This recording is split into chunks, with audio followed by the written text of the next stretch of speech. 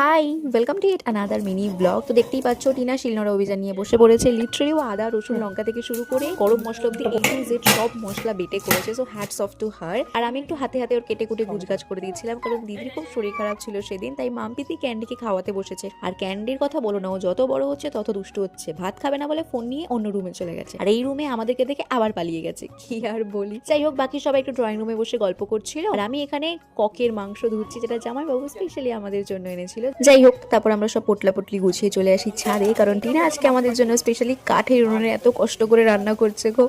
আর আমরা সবাই মাথা নাথা ঢেকে মুড়ি মাখা খাচ্ছিলাম, কারণ তখনও একটু একটু ঠান্ডা ছিল। তো এইভাবেই গল্প আড্ডা করতে করতে মাংস রান্না হয়ে গেছে। তো চলো এবার ডিনারটা সেরে ফেলি। তো আজকে ডিনারে ছিল ভাত, ডাল, আলু ভাজা, আর কাঠের জালে ঝাল ঝাল করে ককের মাংসটা লিটারালি আমার এখনো মুখে লেগে আছে, এত টেস্টি হয়েছিল।